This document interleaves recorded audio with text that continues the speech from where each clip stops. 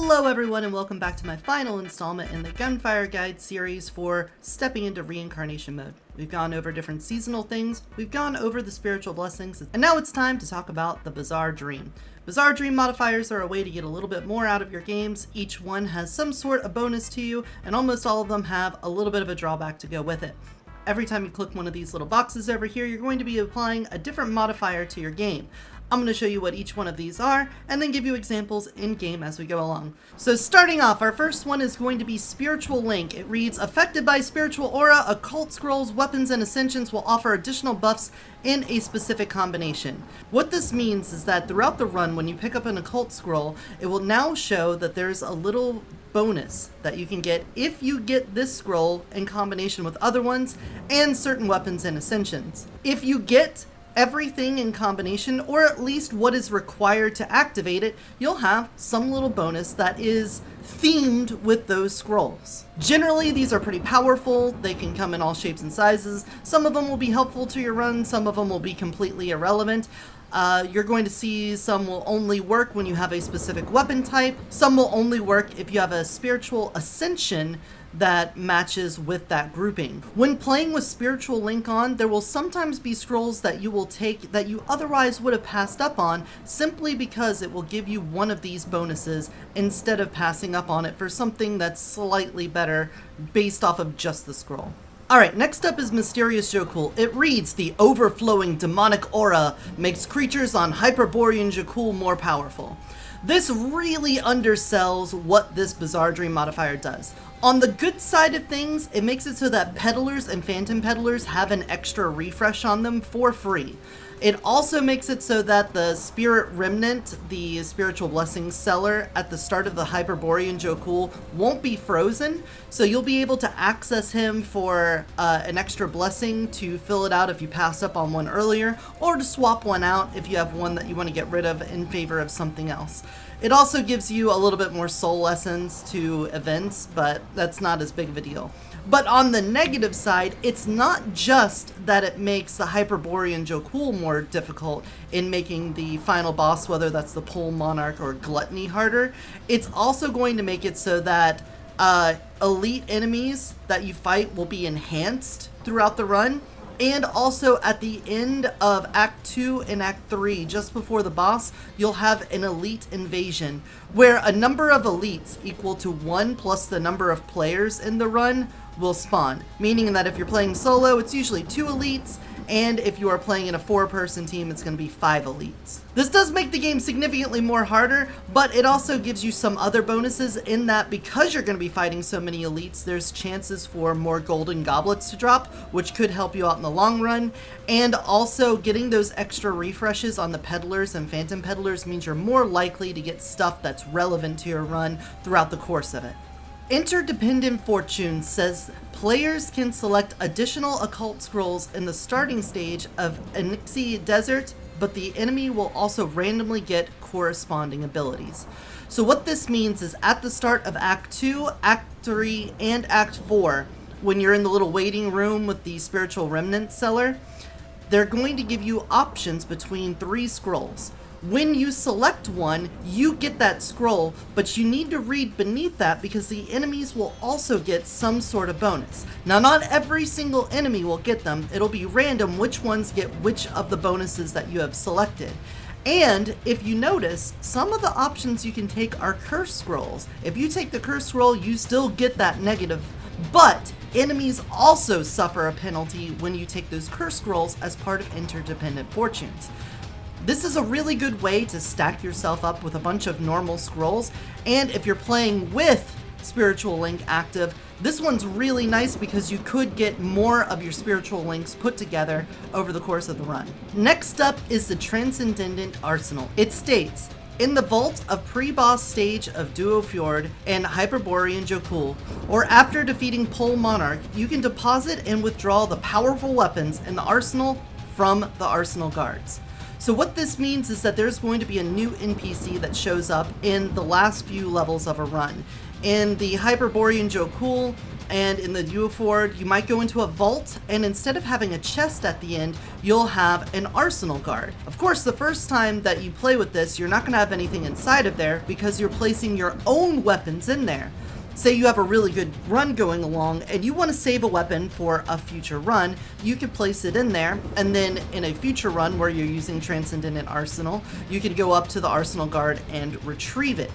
In addition to this, in your slots in the inventory, you're going to now have extra spots for weapons so that you can store something away for future use. That means you don't have to hold on to only the weapons that you want right now. You can use these for crafting up something better on the run you're on, or if you recognize this might be something fun to play with on another character, you can save it and then put it in the arsenal and then play on another character on another run. Personally, I don't really like to use Transcendent Arsenal. There's no real problem with using it, but I hardly ever remove or put weapons into the slot. I mostly use it for the extra backpack space. That's because by the time I get to the end of the third act, I'm usually on a run where I want to use the weapon that I brought with me, and I don't really want to take one out of there. Plus, weapon levels of things stored in the arsenal will match whatever level you're at. So if you buff something up to plus 65 and put it into the arsenal, on the next run when you go to take it out, it's going to be around plus 10, depending on which arsenal guard you take it from at which level. Next up, we have Ascension Fusion. It reads, in the boss stage of Longling Tomb, you can choose the awakening of other heroes and then upgrade through Golden Goblet. That's right, when you get to the boss of the Longling Tomb, you're going to be given an option of 6 different ascensions from other characters. You can choose up to 2 of them, you don't have to choose one, or you can choose just one. Then in future goblet choices, it may show up there as something that you can take. Obviously, this is a good way to get a couple of the more favorable things that might mesh well with your run from another class. I really don't see any problem with turning this on. There's no drawback from it. It's only upsides. And again, if you run into it and there's no benefit to you, you could just skip out on it, no problem. Following that, we have Mission from Above. It reads, during the adventure, you may encounter the Training Master, from whom you can accept tasks to receive blessings and curses. Upon completion, curses are removed. Vault and boss stages do not count towards progress. So yes, this is going to introduce a new NPC, the Training Master, and when you go up to him, he'll have a selection of 3 different tasks that you can choose from. Carefully read them because some of them are a little bit confusing in how they are worded, but it generally goes showing you what the blessing is going to be, what the curse is, and then the condition required to resolve it. Once you have cleared that condition, then the curse is removed and you're only left with the blessing. If you fail, then you keep the curse. It's possible to have multiple tasks going at a single time. Sometimes you'll run into a training master, and then before you've had enough time to clear the last one, you can put another on. There's no problem with that. Some of them even stack together in the ways that you would resolve them.